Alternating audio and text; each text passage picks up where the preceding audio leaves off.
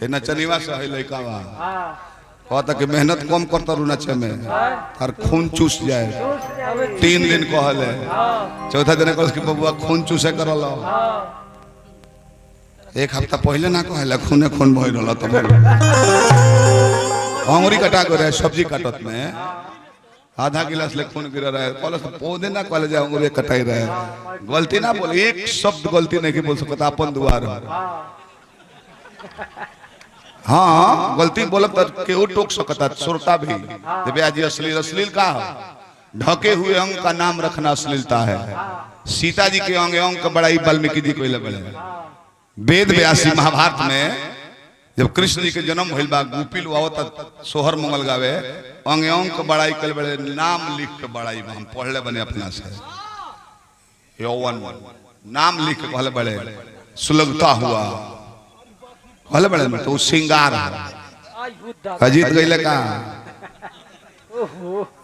रोज दुगोला होता तो उनको ऊपर कुछ कहे करे नहीं ससुरारी गईले अपना का करे बिरगु चाचा कने बने आई पैसा लगाई अजीत ससुरारी गईले तो कलाकार का मन जानते बनी साली एगो देखले आके गोड़ छुए गोड़ लगलस कहले कि तुम्हारा उम्र कहले 20 वो पूछले कि आपका यो कहले 20 फिर अजीत कहले कि 20 उम्र है 20 मैच खेला जाए तो कहले 2-4 दिन रुक जाए बरखा से पिच गीला बा बैठ लभरा जाइए विकेट और ना पाई बारिश हो रहा है भाई तब मैं क्रिकेट कहाँ खेलूं गेंदा में भी पाक लग जाए हे दिलवार दिलदार आव फूल के कोई जब प्यार नया नवा अरे नया नवा 4 पर गोरी बिहार कर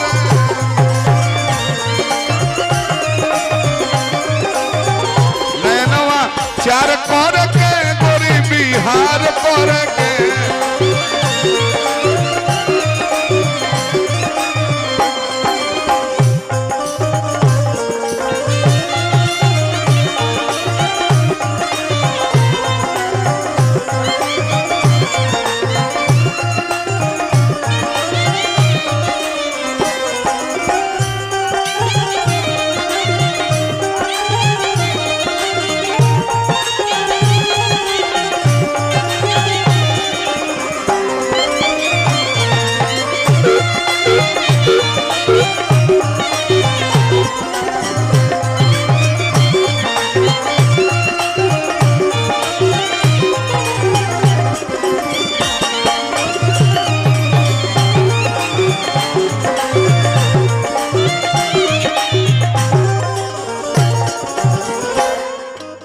चाचा हमरा का आशीर्वाद देनी संग संग अजीत हलचल जी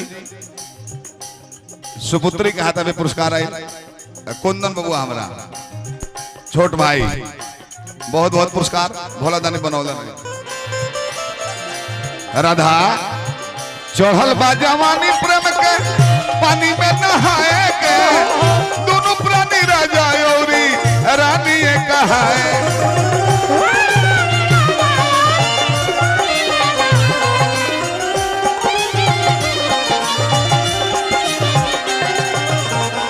प्रेम में गर्मी ना चाहिए जतने नरम रही व्यवहार जतने नरम रही व्यवहार प्यार के गरम होई बाजार नया नवा 4 पर के गोरी बिहार कर के नया नवा 4 पर के गोरी बिहार कर के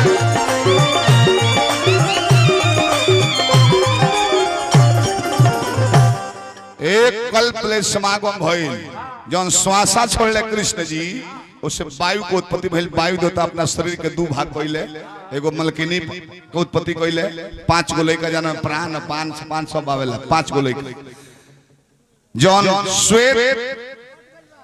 मणि स्खलित हो गए रहे पसीना से जल के उत्पत्ति वरुण देवता भइले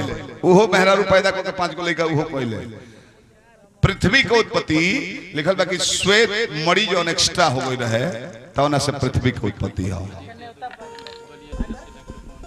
डॉक्टर पवन यादव जी मानी हमरा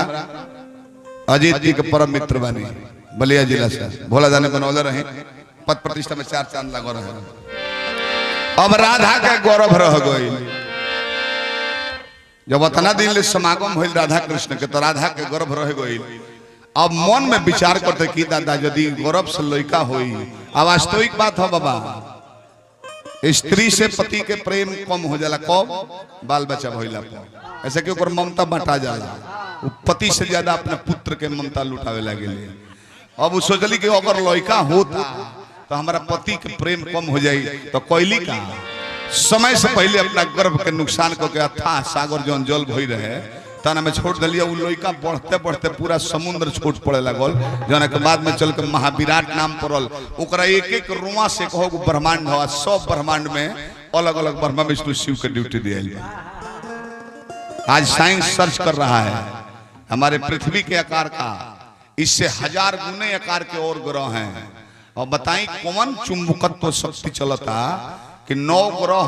राउंडे में घूमता रहे आ केहू से केहू टकराता है।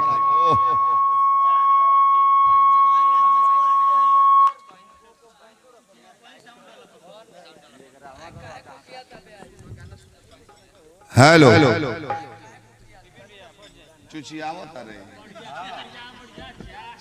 चुचियाए मत दो क्योंकि आता है ऐसे कि मटर का छेमी हमारा कैसे ले अनेक बोरा घर है आधा किलो कलहार का खा ले लो मर्द मेहरा और मौगी जाने की सोचुए कि ज्यादा खाए घी में भूई दे हुए सटा फेल हो गए घर गवन हमू चल गए मुकी में झाँकत रहे का करता रहे बबुआ अभी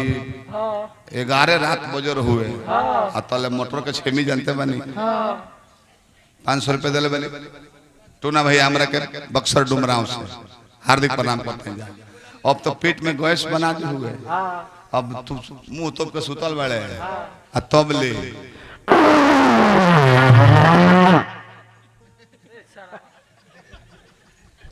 मौगी बात भूलिया होती है को भाई सही डोरा बोलत चुप चुप चुप कि जो नाक गंध सहता मुंह में चल जाए तो दिक्कत हो जाए। फिर 12-1 बजे सुतवन अपन पंखा में चला के अतल फिर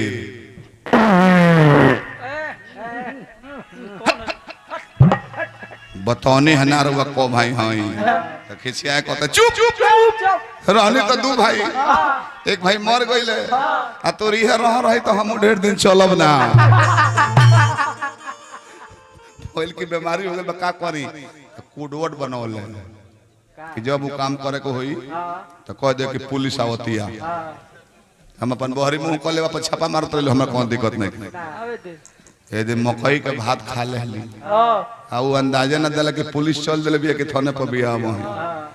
आ बिना बिछावना के उर्चन पर सुतर रही खटिया के आ तले लो में जाने की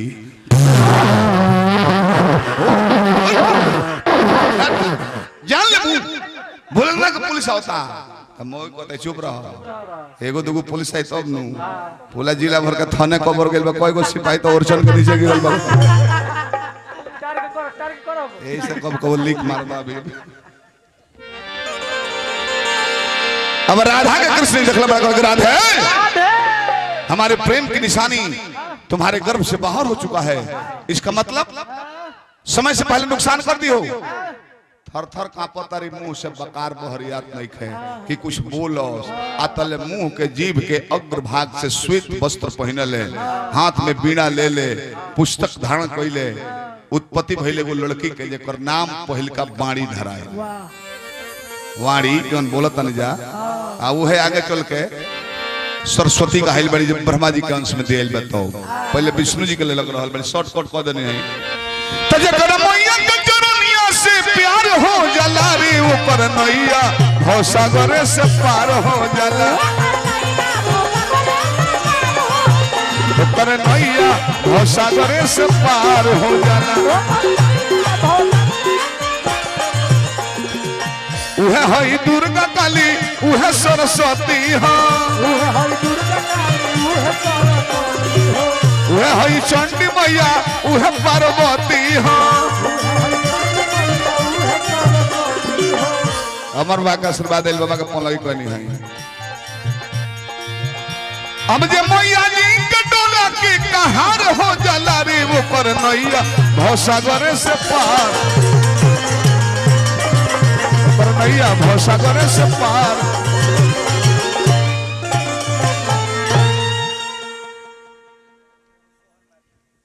एगो सोहर हमारा सुजीत बाबू भी आयल बड़े